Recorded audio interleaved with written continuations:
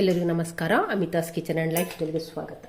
ಸ್ನೇಹಿತರೆ, ಇಲ್ಲಿ ಈ ಕಪ್ಪಲ್ಲಿ 2 ಕಪ್ಪಿನಷ್ಟು ಕಡಲೆ ಹಿಟ್ಟು ತಗೊಳ್ಳುವ.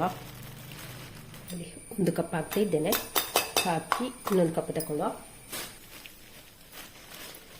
2 ಕಪ್ಪು ಕಡಲೆ ಹಿಟ್ಟು. ಇವಾಗಿದ್ದನ್ನು ಜರಡಿ ಹಿಡ್ಕೊಳ್ಳುವ. ಯಾವತ್ತೂ ಕಡಲೆ ಹಿಟ್ಟನ್ನು ತಗೊಳ್ಳುವಾಗ ಜರಡಿ ಹಿಡ್ಕೊಳ್ಬೇಕು. ಇಲ್ಲಿ ಕಡಲೆ ಹಿಟ್ಟನ್ನು ಜರಡಿ ಹಿಡ್ಕೊಂಡಾಯಿತು. ಈಗ ಅದೇ ಕಪ್ಪಲ್ಲಿ ನೋಡಿ 1 ಕಪ್ ನೀರು ಹಾಕ್ತಾ ಇದ್ದೇನೆ ಫಸ್ಟಿಗೆ. ಇವಾಗ ಇಲ್ಲಿ 2 ಕಪ್ ನೀರು ತಗೊಂಡಿದ್ದೇನೆ. ಆದರೆ 2 ಕಪ್ ನೀರನ್ನು ಪೂರ್ತಿ ಒಮ್ಮೆಗೆ ಹಾಕ್ಕೊಳ್ಳೋದು ಬೇಡ. ಇವಾಗ ನಾನು 2 ಕಪ್ ನೀರಲ್ಲಿ 1 ಕಪ್ ಹಾಕಿದ್ದೇನೆ. ಇವಾಗ ಒಂದು ಅರ್ಧ ಕಪ್ಪಿನಷ್ಟು ಹಾಕಿಕೊಳ್ಳೋ ಫಸ್ಟಿಗೆ. ಇವಾಗ ಇಲ್ಲೊಂದು ಸ್ವಲ್ಪ ಯೆಲ್ಲೋ ಫುಡ್ ಕಲರ್ ಹಾಕ್ತಿದ್ದೇನೆ. ಸ್ಕಿಪ್ ಮಾಡ್ಬೋದು, ವಿಡಿಯೋಕ್ಕೋಸ್ಕರ ನಾನಿಲ್ಲಿ ಸ್ವಲ್ಪ ಕಲರ್ ಹಾಕ್ತಾ ಇದ್ದೇನೆ. ಹಾಕಿ ಒಮ್ಮೆ ಚೆನ್ನಾಗಿ ಮಿಕ್ಸ್ ಮಾಡುವ. ಇವಾಗ ನೋಡಿ, ಹಿಟ್ಟನ್ನು ಈ ರೀತಿ ಕಲಸಿಕೊಂಡಿದ್ದೇನೆ. ನೋಡಿ, ದೋಸೆ ಹಿಟ್ಟಿನ ಹದದಲ್ಲಿ ಉಂಟು ನೋಡಿ. ಈ ರೀತಿ 2 ಕಪ್ ಕಡಲೆ ಹಿಟ್ಟಿಗೆ 1.5 ಕಪ್ಪಿನಷ್ಟು ನೀರು ಸಾಕಾಗ್ತದೆ. 1 ಕಪ್ ಹಾಕಿ ನೀವು ಕಲಸಿ ಆನಂತರ ನೋಡಿಕೊಂಡು ಹಾಕಿದರೆ ಆಯಿತು. ಕೆಲವೊಂದು ಕಡಲೆ ಹಿಟ್ಟಿಗೆ ಜಾಸ್ತಿ ನೀರು ಬೇಕಾಗ್ತದೆ, ಕೆಲವೊಂದು ಕಡಲೆ ಹಿಟ್ಟಿಗೆ ಕಡಿಮೆ ನೀರು ಸಾಕಾಗ್ತದೆ. ನೋಡಿಕೊಂಡು ನೀರು ಹಾಕಿದರೆ ಆಯಿತು. ಒಮ್ಮೆಗೆ ಹಾಕಿ ಕಲಸಿಕೊಳ್ಬೇಡಿ. 1 ಗ್ಲಾಸ್ ಹಾಕಿ 1 ಕಪ್ ನೀರು ಹಾಕಿ ಕಲಸಿ ಆನಂತರ ನೋಡಿಕೊಂಡು ಹಾಕಿದರೆ ಆಯಿತು. ನೋಡಿ, ಈ ಹದದಲ್ಲಿ ಮಾಡಿ ಇಟ್ಕೊಂಡಿದ್ದೇನೆ. ಇವಾಗ ಇಲ್ಲಿ ನೋಡಿ, 1 ಚಿಟಿಕೆ ಸೋಡವನ್ನು ಹಾಕ್ತಾ ಇದ್ದೇನೆ, ಅಡುಗೆ ಸೋಡಾ. ಹಾಕಿ ಒಮ್ಮೆ ಚೆನ್ನಾಗಿ ಮಿಕ್ಸ್ ಮಾಡುವ. ಸೋಡಾ ಹಾಕಿದರೆ ಒಳ್ಳೆಯದಾಗೋದು ಬೂಂದಿ. ಹಾಕಿ ಒಮ್ಮೆ ಚೆನ್ನಾಗಿ ಮಿಕ್ಸ್ ಮಾಡಿದರೆ ಆಯಿತು. ಡೈರೆಕ್ಷನ್ಗೆ ಒಮ್ಮೆ ಚೆನ್ನಾಗಿ ಮಿಕ್ಸ್ ಮಾಡಿಕೊಂಡ್ರೆ ಆಯಿತು. ಇದಕ್ಕೆ ಪ್ಲೇಟ್ ಮುಚ್ಚುತ್ತಾ ಇದ್ದೇನೆ.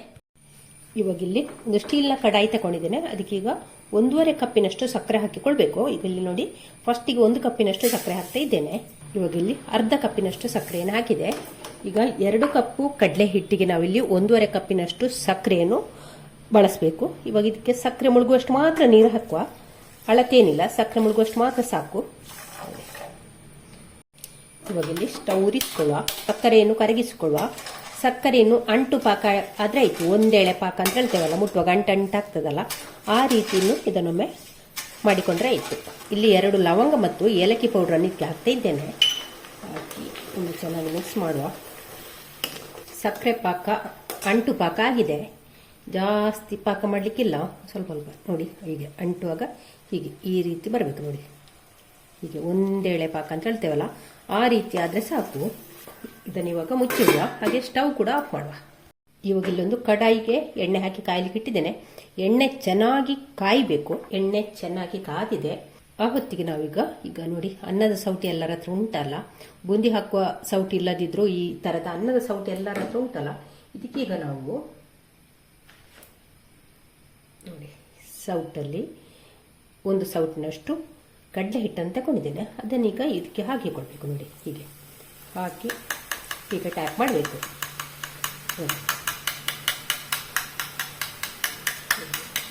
ಜಾಸ್ತಿ ದೊಡ್ಡ ಬಾಣಲೆ ಇದ್ದರೆ ನೀವು ಜಾಸ್ತಿ ಹಾಕಿಕೊಳ್ಬೋದು. ಇಲ್ಲಿ ನಾನು ಸಣ್ಣ ಬಾಣಲೆ ಇಟ್ಟದ್ದು, ಹಾಗೆ ಎಣ್ಣೆ ಕೂಡ ಸ್ವಲ್ಪ ಬಿಟ್ಟದ್ದು. ಆದ ಕಾರಣ ನಾನು ತುಂಬ ಹಾಕಿಕೊಳ್ಳಿಲ್ಲ. ನೋಡಿ, ತುಂಬ ಹಾಕಿದ್ರೆ ಉಂಟಲ್ಲ, ಒಂದಕ್ಕೊಂದು ಹೀಗೆ ನಮಗೆ ರೌಂಡ್ ಆಗಿ ಸಿಗುದಿಲ್ಲ. ನೋಡಿ, ಎಲ್ಲ ಅಂಟಿಕೊಳ್ತದೆ ಒಂದಕ್ಕೊಂದು. ನೋಡಿ, ಎಷ್ಟು ಆ ಎಣ್ಣೆಯಲ್ಲಿ ಎಷ್ಟು ಹಿಡಿಸ್ತದೆ, ಬಾಣಲೆಯಲ್ಲಿ ಎಷ್ಟು ಹಿಡಿಸ್ತದೆ ಅಷ್ಟು ಮಾರು ಸಾಕು. ಲೆಕ್ಕದಿಂದ ಜಾಸ್ತಿ ಹಾಕಿಕೊಳ್ಬೇಡಿ. ನೋಡಿ, ಇದು ಕರೆಕ್ಟ್ ಆಗಿದೆ. ನೋಡಿ, ಹೇಗೆ ರೌಂಡ್ ಆಗಿ ಬಂದಿದೆ ನೋಡಿ. ಹಾಗೆ ಇದು ಜಾಸ್ತಿ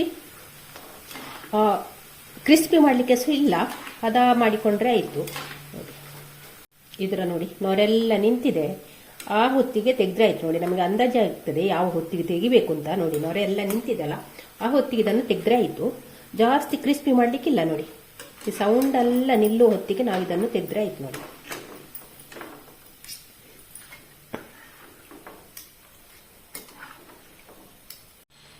ಹೀಗೆ ಇದನ್ನೊಂದು ಒಣ ಪ್ಲೇಟಿಗೆ ಹಾಕಿಕೊಳ್ಳುವ.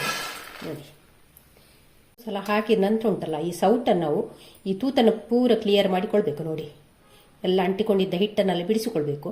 ಈ ರೀತಿ ನೋಡಿ ಮಾಡಿಕೊಂಡ್ರೆ ಆಯಿತು. ಇನ್ನು ಇದಕ್ಕೆ ಹಾಗೆ ಎಣ್ಣೆ ಕೂಡ ಜಾಸ್ತಿ ಬಿಸಿಯಲ್ಲಿ ಇಡಬೇಕು. ಹೈ ಫ್ಲೇಮನ್ನು ಕೂಡ ಹೈಯಲ್ಲಿ ಇಟ್ಟಿರಬೇಕು. ಇಟ್ಟು ನೋಡಿ, ಇದನ್ನು ಹೀಗೆ ಹಾಕಿದರೆ ಆಯಿತು. ನೋಡಿ, ಹಾಕಿ ಹೀಗೆ ಟ್ಯಾಪ್ ಮಾಡಿದರೆ ಆಯಿತು. ನೋಡಿ, 1 ನಿಮಿಷ ನಾವು ಹೀಗೆ ಬಿಡುವ. ಹಾಗೆ ತಕ್ಷಣ ಸೌಟ್ ಹಾಕೋದು ಬೇಡ. ಅನಂತರ ಒಮ್ಮೆ ಚೆನ್ನಾಗಿ ಮಿಕ್ಸ್ ಮಾಡಿಕೊಂಡ್ರೆ ಆಯಿತು. ನೋಡಿ, ಈ ರೀತಿ ಮಾಡಿಕೊಂಡ್ರೆ ಆಯಿತು.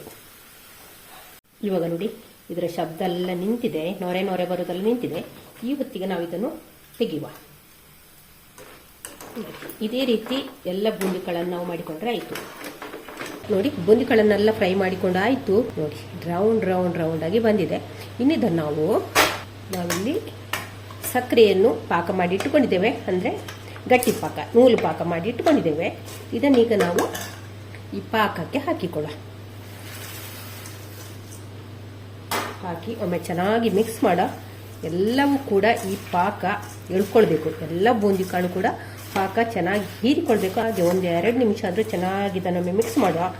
ಎಲ್ಲ ಸೈಡ್ ಕೂಡ ಈ ಪಾಕ ಕೋಟಿಂಗ್ ಆಗಬೇಕು.